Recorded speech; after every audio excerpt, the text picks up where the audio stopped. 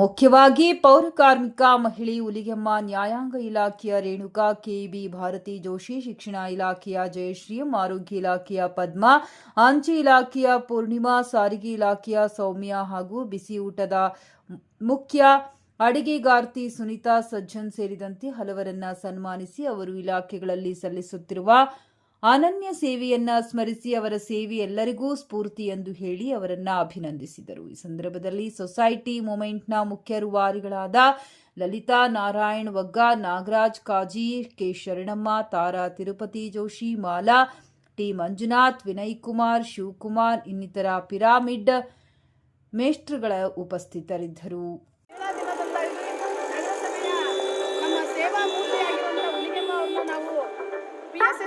Pyramid spiritual society ಗಂಗಾವತಿಯಿಂದ ನಾವು ಸನ್ಮಾನಿಸ್ತಾ ಇದ್ದೀವಿ. ಯಾಕಂದ್ರೆ ಇಲ್ಲದೇ ಇದ್ರೆ ನಮ್ಮ ನಗರ ಸ್ವಚ್ಛವಾಗಿ ಇರೋದಿಲ್ಲ.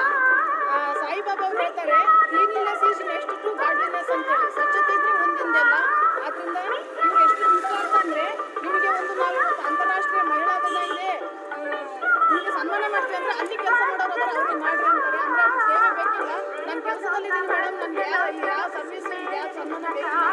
ಇದು ನಿಜವಾದ ಸೇವೆ. ಇವರಿಗೆ ಸನ್ಮಾನ ಮಾಡ್ತಿರೋದು ನಮ್ಮ ಭಾಗ್ಯ. Thank you.